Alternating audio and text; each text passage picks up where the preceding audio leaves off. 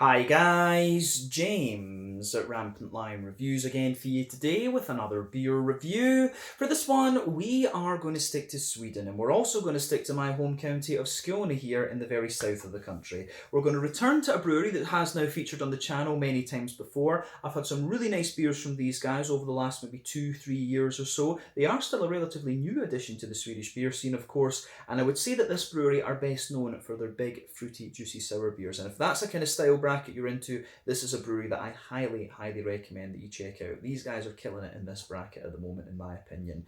But yeah, the beer that we're going to have a look at today is slightly different from the ones that we've had from them in the past, so I have to say it has piqued my curiosity a little bit. So hopefully it's another good one. Hopefully it makes for an interesting review, and as always, I hope that you guys enjoy my take on this one as well. So yeah, for this review then, we are going to head to Arlöv, which is a little bit to the northeast of Malmö and a little bit to the southwest of me here in Lund. We're going to have a look at a beer from the Molecule Collective Brewery, and this one comes to you from Elmeleven. So this particular beer is called Ancient Astronaut. It comes in at 7.5% ABV. They're describing this one as a fruited sour ale, as they normally do, although it was listed on Untappd as being a pastry sour, hence why I said this one might be a little bit different. And this one has blackberry, blueberry, blackcurrants and Coconibs in it. So first time I think that we've had Coconibs in an Elmeleven beer actually. But as you can see, beautiful artwork as you'll always get from Anders at Elmeleven, and this beer was released as part of the local Småskaligt assortment through Systembolaget for February of 2022. So yeah, let's see how we get on with this one then. I always enjoy when it's Elmeleven review time every month actually. So yeah, as always with my reviews then, I'll tell you a little bit about the brewery before we taste the beer. If you want to get straight to the tasting, just fast forward. All the usual links are in the video description below. That's the brewery website, the link to my other reviews that I've done from Elmeleven before, and we will no doubt add more to that list in the near future. But there's all the usual social media down there. If you want to see more reviews, do please consider subscribing to the channel. The whole channel, of course, has a geography-based tagging system, so you can go into the homepage and search for beer based on country, city, state, county, province, prefecture, whatever it is you happen to be interested in. Do check out the playlists of beers from different countries. There is one there for all the Swedish beers that I've reviewed for you. That's constantly being added to. And as always, please do get in touch and let me know some of the other beers and breweries that you guys would like to see me review. It's always great to hear from you guys that are watching the videos, and the support that you show the channel is hugely appreciated. So anyway, on to my brewery notes then to tell you a little bit about Elmeleven then. So Elmeleven, as I've mentioned to you already, are currently based in Arlöv, but they were originally based in Malmö, and the company was founded by Anders Kvist. So he started his brewing project a few years ago in 2016, and he says that brewing beer is basically his kind of artistic expression. So his interest in beer began when his friend bought him what he called a non-industrial lager, and he was just blown away, you know, this is what beer could actually be. But soon after this, his girlfriend bought him a cheap kind of home brewing kit, if you like, where you basically added the water, and he just thought it must be possible to do things so much better, and this was what pushed him further and further into home brewing. So he took part in various competitions, having developed his homebrewing skills, and then he went on to join the -1 or Minus Ett, I'm never sure what to call them, but that is a brewing collective based in the basement of the Bishop's Arms and Gustav Adolfs Torg, and it was there at that pub that he sold his first commercial beers. But production was very small in the first couple of years, only a few thousand litres, but a while after this he actually started brewing at the Nerd, Chad and Lilla Ölfabriken brewery in Rosengård. And he had several Systembolaget releases, of course, over 2020. We reviewed here on the channel quite a few of those beers that he produced early on. In the early days, they were producing IPAs, but since then they have gone on to concentrate almost solely on you know, the big fruity juicy sour beers that they're famous for these days. But Anders says he does want to brew a few other styles under the Elmeleven name a little bit later on. But fast forward a little bit to March of 2021, and a new collective called Molecule was announced, and this includes Elmeleven with Anders Kvist, Nerd Brewing with with Hannes Gruber, and also Chad Brewing with Chad. Oh, I forget his second name now. But yeah, these guys now have their new brewery in Arlöv, which is again is to the northeast of Malmö a little bit, and it starts off with a 1,500 litre brewing kit. So basically, within this Molecule Brewing Collective, you have Elmeleven, who are doing the the really big heavy beers, the imperial stouts, the barley wines and stuff like this. Elmeleven are doing the big fruity juicy sours, and then it's things like IPAs and lagers that are getting released under the Chad beer name, but it is Anders who is doing most of the brewing. But when it comes to Elmeleven, the name Elmeleven is actually taken from where Anders used to live, which was Almbacksgatan 11. So Alm, of course, in Swedish is elm, as in the type of tree, and 11, it just comes from elva, yeah, the number 11. But this is something that has stuck with Anders from his home brewing days, and he likes it, and I think it sounds pretty cool actually. But as of February 2022, when I'm filming this review for you, these guys have produced in the region of 60 different kinds of beers according to Untappd, and as I've repeated a few times, they are well known for the big fruity juicy sours. So yeah, that's it. That's everything I can really tell you about Elmeleven for the moment. If you do see Anders around, he's quite a recognisable guy. Big long red hair, very colourful tattoos, but a lovely, lovely guy. So chat to him if you see him. He's really a very, very nice guy actually, and I do hope that we can feature him here on the channel in a Meet the Brewery segment at some point. I did film one with him, but my GoPro kind of fucked it up, so I was very angry about that. So we do need to film another one with Anders and get that up on the channel as soon as we can.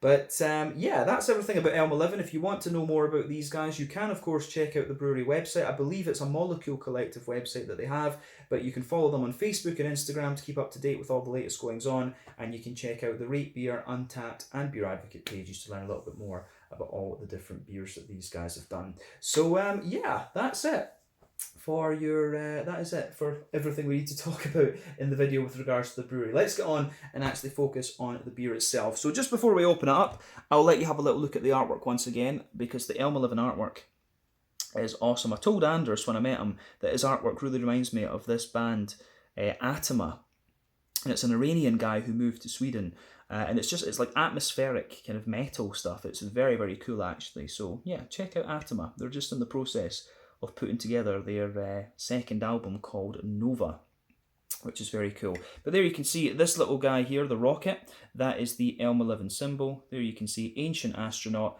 It's a gold can, this one. So yeah, it should be very, very nice. 440 millilitres, and I think I paid about 50. I want to say I paid 50 Swedish kronor for this, and that's a standard price for one of these beers. So that's about €5, £4.25, something like that. And maybe in the region of like $6 American, I guess. But yeah, a 7.5% fruited sour ale with blackberry, blueberry, blackcurrants and Coconibs. Sounds pretty good to me. So let's crack this guy open, and we'll get on with the tasting then. Yeah, I love it when it's Elmeleven time. I really do. So let's get this guy out, and we'll get on with the tasting. There we go. So looks really good. Still a little bit left in the can, but we'll put that in a little bit later on. I tell you something, you can smell the fruit off this as soon as you open it. So before the head disappears, you can see that this beer poured with about a 2/3 finger of a frothy, I would say pretty much, you know, kind of, what would you say, pander violet colour head. I'm not sure if that's a thing for Swedes, but yeah, you can see the beautiful kind of pinky purple colour of the head there. It's absolutely beautiful, of course, but that's one of the things with these sour beers. They often give you very, very wacky colours. But yeah, that has faded away to be pretty much nothing now, just a little foamy ring around the edge of the glass. But I think it's safe to say this colour, the colour of this beer is pretty much like, you know, red wine. It is pretty much like a very dark sort of indigo, I guess, if we can call it that. So yeah, if you shine the light through it, it does have a little bit of a kind of lighter coloured edge to it, but this one is very, very hazy. I mean, most of these beers from Elmeleven will contain wheat and oats and stuff like that, so that's where a lot of the haze comes from. But remember, the colour of your beer depends on 1, the type of malts that you use. That goes a long way to determining your EBC rating. 2, the length of your wort boil is also going to play a role, because the longer you boil the wort, the more the sugar's caramelised, and thus you get a darker colour of beer. But any adjuncts that you put in, or any barrel aging that you do, can affect the colour of the beer. And in particular, when it comes to these kind of fruity sours, the Berliner Weisses and Goses and things like this one isn't really either. This is a kind of modern sour, I guess, if we can call it that, or a Nordic sour maybe. But yeah, the adjuncts obviously are playing a big role in this one. You know, when you've got blackcurrants, blueberries, and blackberries in this, that's the reason why you've got this sort of deep indigo, red wine, grape juice type colour that you have with this one. But yeah, one or two big bubbles sticking toward the side of the glass. You can see a few of them just going up toward the bottom of the the thing there. But yeah, it does look very, very nice, I have to say. So yeah, nothing really unexpected about this one when you consider what this beer actually is. I do wonder if a bit of the darkness in it though is due to the cocoa nibs. I don't think I've actually, oddly enough, now that I think about it, I don't think I've ever seen a cocoa nib, you know, in the flesh, if that makes sense. So yeah, very, very cool looking beer, this one, I have to say. So let's have a little look at the aroma then and see how we get on. Nothing else we need to say about this beer appearance wise. But yeah. Oh, that smells very, very nice. Yeah, this is really unusual. As I've explained before, when it comes to these kind of modern sour beers, I always think that, you know, the aroma profiles you get off them are always quite simple and straightforward, but they smell absolutely beautiful. I really, really like the way that these beers go together. They're lovely things. And this beer's no exception to that. My first impression of it though is I would be surprised if I smelt this blind. I would think there was vanilla in this. I wouldn't pick out the cocoa nibs. I wouldn't actually pick out, I'd pick out that there was something there, but I don't think I would identify it as cocoa nibs. But yeah, and there's no vanilla listed on the ingredients list there. I just wanted to check that. But yeah, this is a lovely, lovely smelling beer, this one. Again, quite straightforward in its aroma, but just beautiful. Just beautiful. As I say, these sour beers, quite straightforward in their flavour profiles and aromas and stuff, but beautiful, beautiful beers. Yeah. So, where do we start with this one then? The backbone of the beer. So with this one, the cocoa nibs are giving you like this little bit of a kind of dry sort of thing. It almost smells like a slightly, you know, just dry bread crusty kind of thing actually. And you've just got a wee bit of a kind of dry chocolate in there. But the whole beer just smells very, very sweet. So yeah, you can smell the cocoa nibs sitting underneath there. And it's almost just like you've got a really subtle dry chocolate sort of thing coming out of this one. But it almost gives you the impression of like a bread crusty type element as well. So that's a really, really nice little subtlety in this beer. But it has that sort of typical thing I've talked about in the malt base before, in that it has this sort of it has this kind of yogurty it has this sort of yogurty that kind of yogurty petit filou type thing in there. But you can definitely smell a lot of the oaty creaminess in this one. You can smell a little bit of the kind of wheaty smoothness, giving you a wee bit of a kind of bready character, of course. But yeah, the aroma that you get out of this is very, very nice. But you do get that big kind of creamy note out of it, and definitely a few, as I said, a few kind of hints of vanilla coming out of the beer as well. So yeah, the aroma out of this beer is very, very nice actually. It's a big, big thumbs up from me on the malty side of things. Nothing, you know, the cocoa nibs are the things that are a bit unusual in this beer, of course. But yeah, I do like it.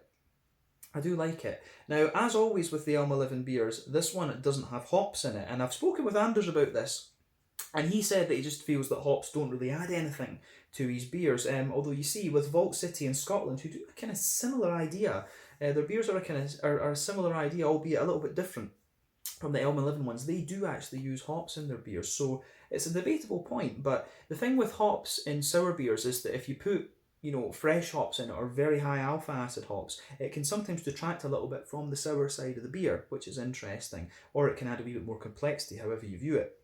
But yeah, Anders doesn't like to use hops in his beers. But the reason I point this out is because I always find with these beers, to an extent, you quite often get a little bit, I often find that I get a little bit of grassiness out of these. So for me, this beer does have a little bit of a slightly grassy component to it, but that might just be placebo effect. You know, we're used to beer having this kind of slightly grassy, floral, and sometimes slightly earthy kind of thing. But I do get a wee bit of the grassiness out of this beer. So yeah, but it's very mild. I will point that out. It's a very, very mild part of the the aroma, if you like, a very subtle part, we could say. But the fruity side of this beer is absolutely lovely. You can smell the kind of sharpness of the blackberries and blueberries in there, and it's almost like the blackcurrants kind of, they're the thing that give the beer the real juiciness. I feel that the tartness in the aroma here is coming from, yeah, the sort of tartness of the beer is coming from the blueberries and the blackberries, but I think the blackberry is kind of smoothing out the blueberry a little bit. I've always found that blueberry is quite kind of pungent and tart in the way it goes about its business, but the blackcurrant, I think, is really acting almost like the kind of anchor of the fruity side of the beer. Now it does have a few wee kind of candied elements to it. I mean, you might get a wee touch of like a candied strawberry, a candied fig, something like that in there, but you'll always get these little things from Elmeleven, actually. The artwork, not the artwork, I was just looking at the rainbow on it there. The fruity notes you get from these beers are always very, very nice, actually. But once again, another beautiful, beautiful aroma from Elmeleven. So as I always say, take a wee bit of time to ponder over the aroma of the beer before you get stuck into it. For me, that's half the experience with craft beer. But you know, this beer, the aroma that you get out of this one is nothing unexpected, I guess you could say, from Elmeleven, because we're used to having awesome sour beers from these guys. But it's just beautiful. It is just beautiful. I always go a month between having each of these Elmeleven beers, so it really is always a treat when you manage to get these ones. I really, as you've guessed by already, I really enjoy the beers from this brewery. So yeah, highly recommend them to you, along with the likes of Duck Pond, Morgendagens, Fermenterana, these kind of guys. Brewski as well are doing some very nice sours these days too. And of course you've got the kind of more old school type sour beers from Breakeriet as well. But yeah, awesome stuff. So yeah, this is the Ancient Astronaut, a 7.5% sour beer with Coconibs, blackcurrants, blueberries and blackberries from Elmeleven in Arlöv here in Skåne in the south of Sweden. Let's get stuck in. Slange, skål, cheers.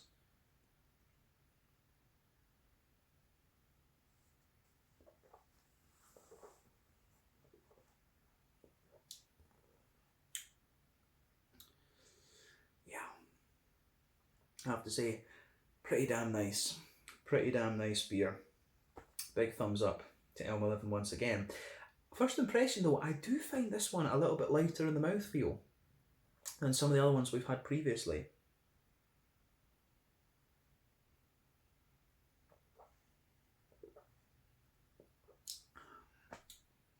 But yeah, that's definitely up to Anders' usual standards, of course. Beautiful, beautiful beer. Yeah, I really like how this goes together. So again, a big thumbs up from me.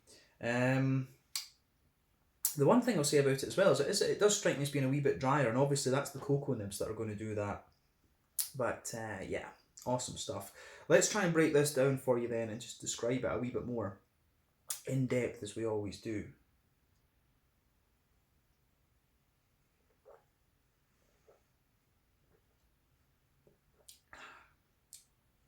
So, this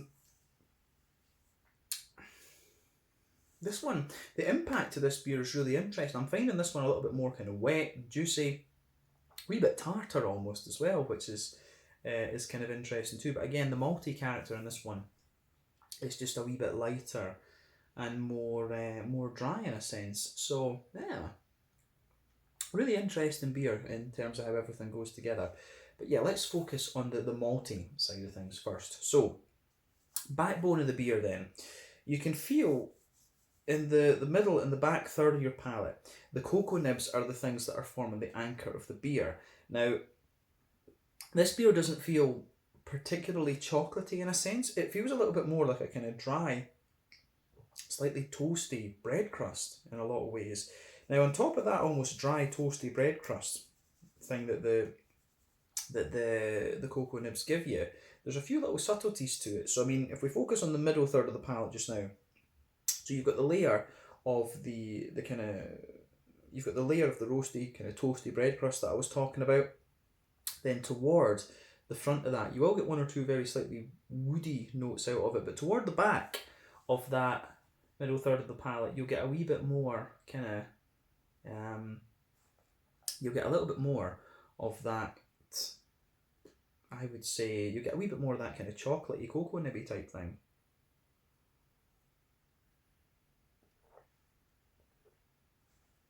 So yeah, definitely a wee bit more of a kind of chocolatey cocoa nibby type vibe toward the back of that middle third of your palate. But as the flavour of the beer progresses a wee bit, you can feel it just sort of thickening up. And that's when you start to get the things coming out of it that are a little bit more familiar with Elmeleven. So on top of those flavours we just described, you can feel like a smoother, wheaty layer. This beer does actually feel a little bit more kind of bready as well compared to some of the other Elmeleven ones. But on top of that, you get that nice kind of smooth, wheaty breadiness to the beer. And again, as I've said, we like that. On top of the breadiness, I'd say the breadiness as well, it's kind of like a white bread, but there are wee elements of brown bread in there because of the cocoa nibs. And then, yeah, on top of that, you can feel the nice big creamy oaty character there. It's almost like a big circle right in the middle of your palate, actually.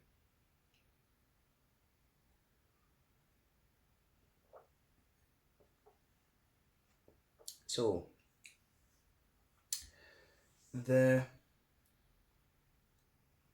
yeah, you get that nice big circle right in the middle of the palate there.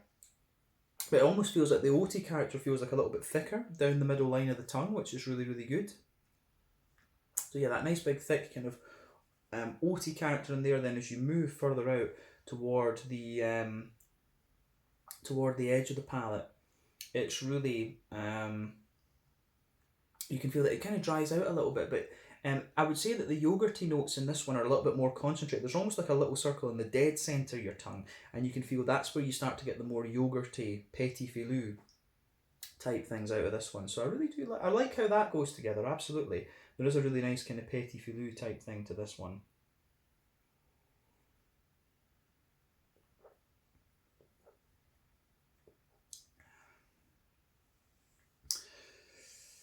So yeah, the way that goes together,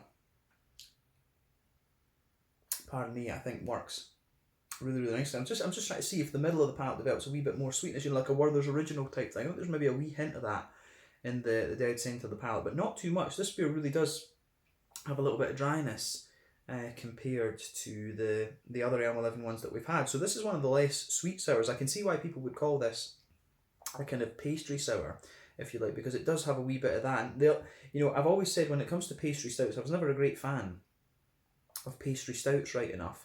I always liked either a very roasty, toasty Russian Imperial Stout or a kind of big sweet Imperial Milk Stout. I always liked those. But the pastry stout with the kind of granola flavours was just never a great thing for me. I think with this one, I can see why this would be termed a pastry stout, because the cocoa nibs really do give you a little bit of that dryness and stuff to it. So in terms of saying, is this my favourite beer from Elmeleven? Potentially not, because I do like the more kind of creamy, sweet ones, of course. But is it a nice beer? Yeah, absolutely. It is nice. Maybe this one could change my opinion about pastry sours a little bit. So maybe it's a style that I do need to. Maybe it is a style that I do need to think about a little bit more. So yeah.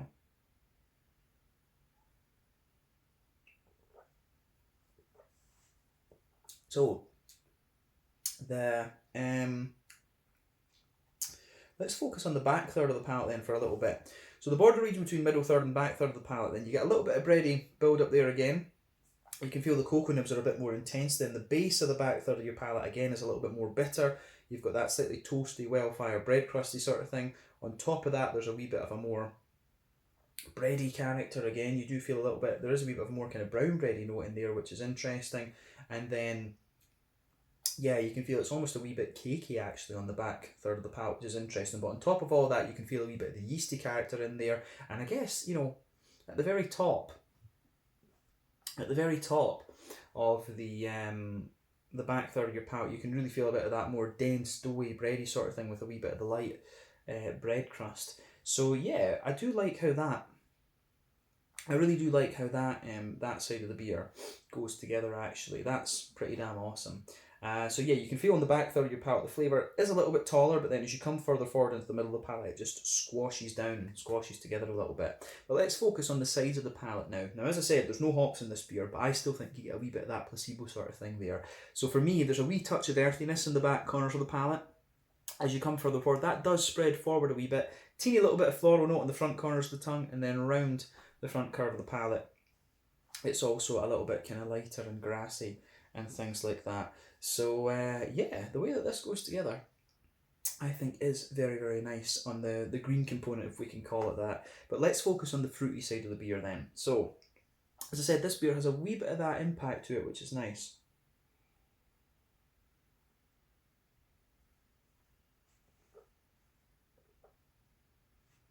So,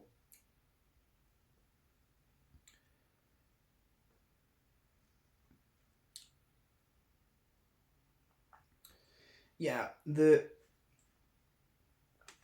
fruity impact, the kind of impact of this beer, it does come in really nice, kind of sharp and tart in a sense, but yeah, it does. You get a little bit of a sharp kind of tart impact out of this beer, but at the same time, it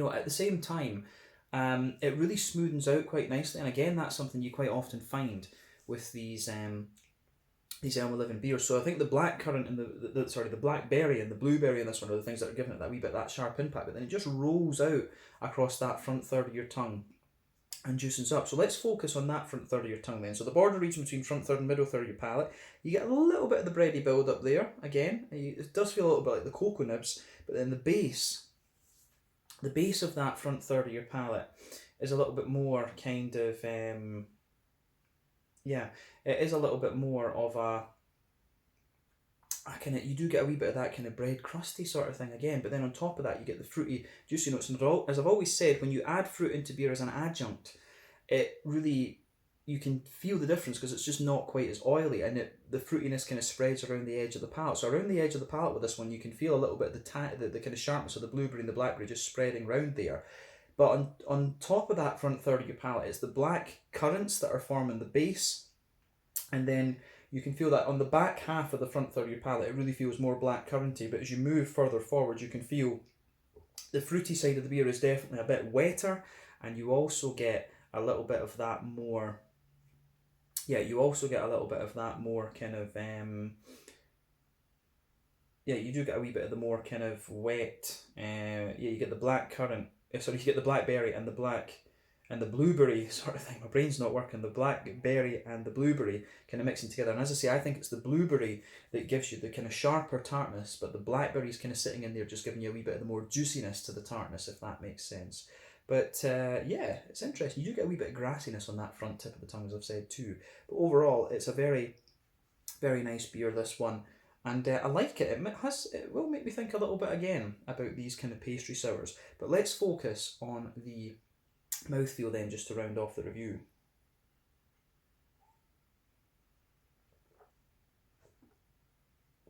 So, mouthfeel wise, this beer, I think, as I said, I think this is a bit lighter.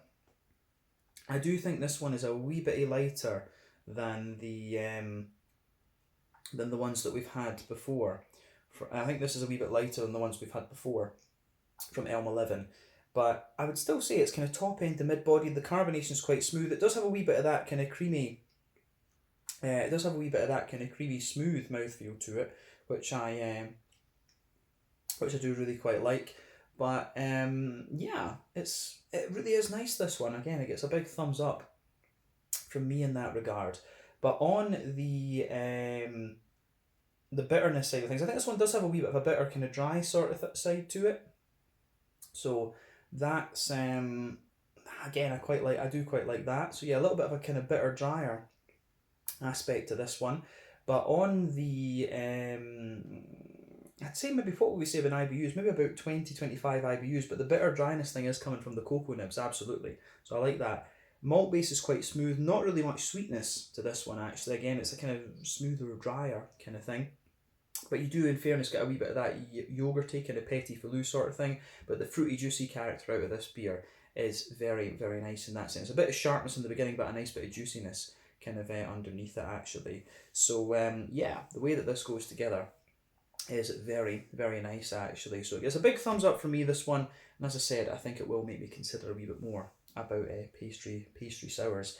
But yeah, I think we can leave it there for this one. This one is the Ancient Astronaut, 7.5%, with Coconibs, Blackcurrants, blueberries, blackberries, from Elmeleven in Arlöv, near Malmö here in Skåne in the south of Sweden. Another lovely, lovely beer, and this is a brewery you definitely want to check out if you enjoy these big, modern, fruity, juicy sours. So once again, thank you for watching my beer reviews. Until the next time, please like, subscribe, share, all the usual YouTube stuff. Let me know your own thoughts on this beer in the comment section below. Let me know what your favourite beers are from Elmeleven. We will return to these guys again soon, but in the meantime, check out my social media, check out theirs, and I'll see you guys in the next one. Slàinte, skål, and cheers.